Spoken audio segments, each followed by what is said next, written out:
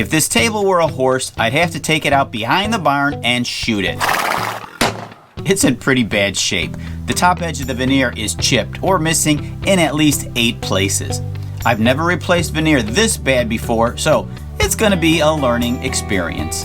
This happens to be the 3rd table that I've recently restored from Beyond Grandma's House, Vintage, Antiques, and Collectibles. Now, if you missed the first 2, I'll have links to those videos in this video description. If you're wondering why I'm working on so many projects for the antique store, well, I have a deal with them. I take whatever I want from their store and return it to them all fixed up.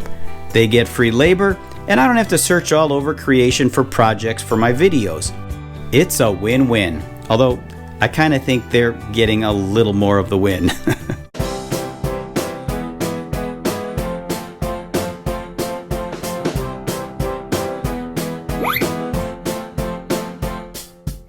I bought these beautiful, large pieces of walnut veneer at the flea market last year for only 15 bucks. There's probably about 10 pieces here, knowing that someday in the future I was going to use these. And today is last year's future, as I'm going to repair a broken and beat up coffee table. The saving grace of this coffee table are these beautiful carvings. With so many repairs needed, I think the best place to begin is by repairing the broken leg. The rest of the table is going to be much easier to work on once it's standing on all 4s. When doing a repair like this, it's important to remove any of the old dried glue. The last thing you want is the old glue getting in the way of a perfect rejoining on the 2 pieces. Sometimes there's just not a good place to put your clamps, but fortunately for me, I managed to get 2 clamps in the perfect spots. When working on a refinishing project like this, there's several mistakes that people make. And I know this because I'm people and I made these same mistakes. Number 1, when you're fixing a broken leg, apply the glue and let it set. Don't put reinforcing screws in until after the glue completely sets. Otherwise, the screws have a tendency to pull it in one direction or another. Number 2, over sanding can be a problem. You definitely don't want to over sand something like this, especially on the edges where there's veneer. If you sand too deep into the veneer, you'll see the ugly plywood underneath and you can never get the stain to match. When sanding veneer, it's always better to start with a very fine sandpaper and then get more aggressive as needed. If you're using an electric sander, you need to be extra careful. Now with just a little bit of sanding here, I can get an idea of what it's going to look like by throwing on a little paint thinner.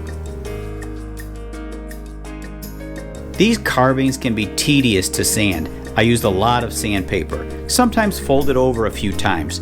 I even tried a soft wire wheel on a drill. You don't need to drive yourself nuts or wear out your fingertips trying to get them perfect.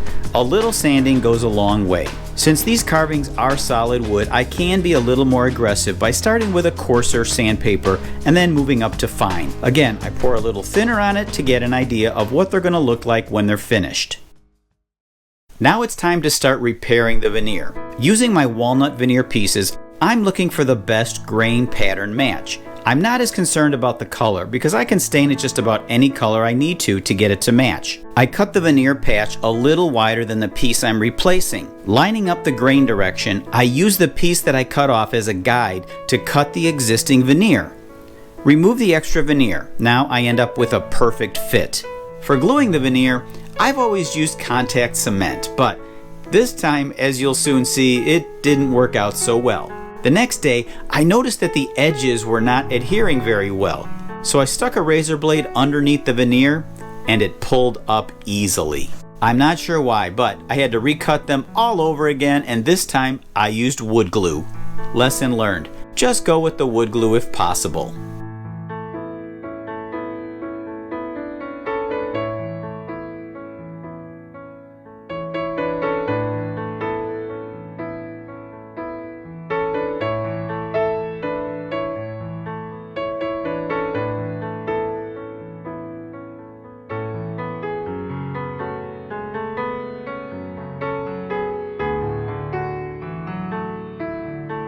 For the leg reinforcement, I decided against using a screw.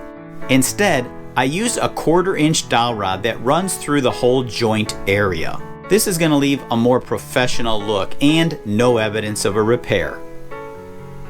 If you do plan to use a medium or darker stain, then the sanding job doesn't need to be perfect, as you can see here. A good oil-based stain like this Minwax Provincial, it does a great job in covering a good enough sanding job.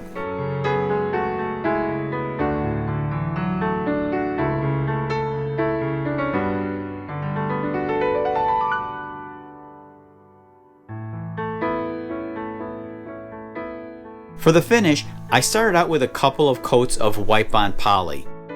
That seems to lay down a good base coat so that when I do use a thicker brush on poly, I'm probably not going to see those annoying bubbles which sometimes appear. Now I think it's time to return this table to the owners at Beyond Grandma's Vintage Antiques and Collectibles.